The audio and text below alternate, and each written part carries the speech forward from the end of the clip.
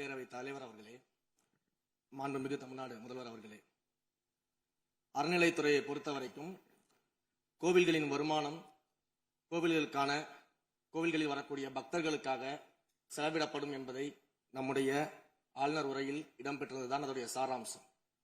இன்னொன்று, சமீபத்தில் வெளியிடப்பட்ட திருமண மண்டபங்கள் மற்றும் வணிக வளாகங்கள், அந்த பணிகள் துவங்கப்படாத பணிகள் நிறுத்தப்பட்டது என்பது, இந்த பணிகளை பொறுத்த வரைக்கும் நாம் ஆராய்ந்த வரைக்கும் அந்த கோவில்களில் பொதுமக்களுக்கு தேவையான அடிப்படை வசதிகள், பொதுமக்களுக்கு தேவையான தங்குமிட வசதிகள், பொதுமக்கள் பக்தர்கள் வரப்போது அவர்களுக்கு தேவையான அடிப்படையிலான கழிப்பறை வசதிகள் போன்ற இந்த வசதிகளை மேம்படுத்துவதை காட்டிலும் இவர்கள் கமர்ஷியலாக கோவில்களுக்கு திருமண மண்டபங்கள் கட்டுவதிலும் வணிக வளாகங்கள் கட்டுவதிலும் அதன் மூலமாக வருவாய் ஈட்டுவதை மட்டுமே குறிக்கோளாக வைத்துக் கொண்டு இந்த திட்டங்களை துவங்கியதன் காரணமாக மேலும் அதன் மீது பல்வேறு நீதிமன்ற வழக்குகள், ஸ்டே ஆர்டர்ஸ் இருப்பதனால நாம் அதையெல்லாம் ரத்து செய்து அறிவிச்சிருந்தோம்.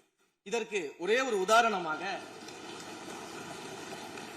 எந்த அளவிற்கு கோவில்களை கமர்ஷியலாக மாற்றுவதற்கு கடந்த ஆட்சி காலத்தில் முயற்சி செய்து கொண்டிருந்தார் என்பதற்காக ஒரே ஒரு சிறிய உதாரணத்தை மட்டும் சொல்லிடுறேன். அருள்மிகு குன்னூரில் இருக்கக்கூடிய அருள்மிகு விநாயகர் திருக்கோயில், ஏறத்தாழ அந்த கோயில்களிலிருந்து கோயில் நிதியை பயன்படுத்தி 10 கோடி ரூபாய் மதிப்பில ஒரு மல்டி லெவல் கார் பார்க்கிங் வசதியை அந்த கோயிலுக்கு ஏற்படுத்துவதற்கான திட்டத்தை இந்த அரசு அனுமதித்திருக்கிறது. இதற்கு முன்னால் இருந்தக்கூடிய அமைச்சர் அவர்கள் அதை அறிவித்திருக்கிறாங்க. அந்த கோயில்ல ஒட்டுமொத்தமாக மாதத்திற்கு வரக்கூடிய பக்தர்களின் எண்ணிக்கையே 500 தான் ஆவரேஜா. அதே போல அந்த கோவில்களுக்கு அடிப்படையில கழிப்பறை வசதி கூட கிடையாது.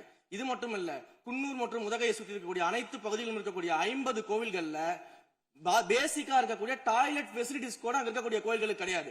அப்படிப்பட்ட இடங்கள்ல கோயில் நிதியை பயன்படுத்தி எதற்காக மல்டி லெவல் கார் பார்க்கிங் தேவைப்படுது? அப்ப இது கமர்ஷியல் திட்டங்கள் இல்லையா?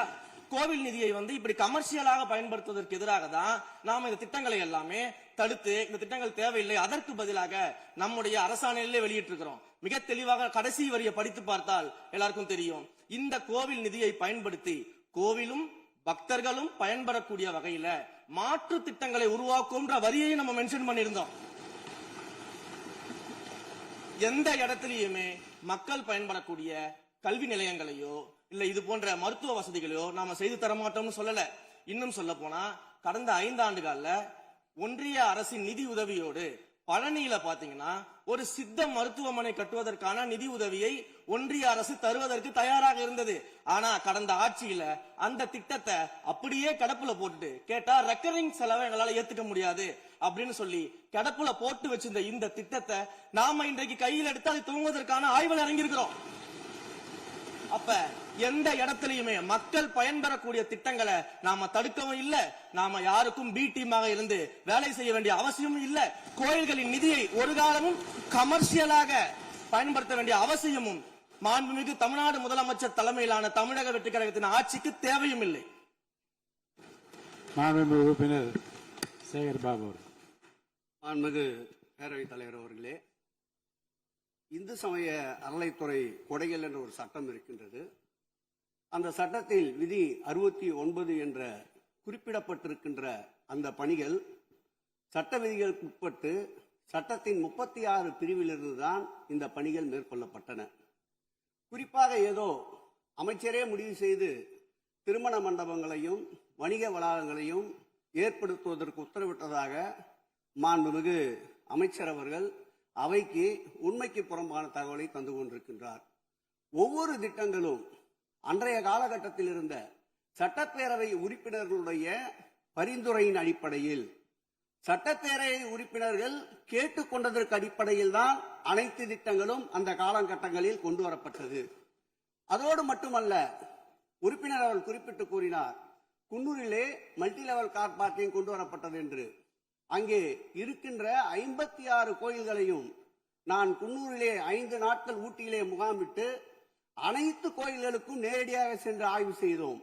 அந்த ஆய்வின் அடிப்படையில் அந்த திருக்கோயில்களுக்கு வருகின்ற பக்தர்களுடைய அடிப்படை தேவைகளுக்கு வருமானத்தை உயர்த்துவதற்காக குன்னூருக்கு சுற்றுலாவிற்கு வருகின்ற மக்களுடைய வாகனங்கள் போதிய அளவிற்கு பார்க்கிங்களுக்கு இடமில்லாமல் தவிக்கின்ற சூழ்நிலையில் அங்கே மல்டி லெவல் பார்க்கிங் கொண்டு வந்தால் நகராட்சி பரிந்துரையின் அடிப்படையில் வருமானம் பெருகும்.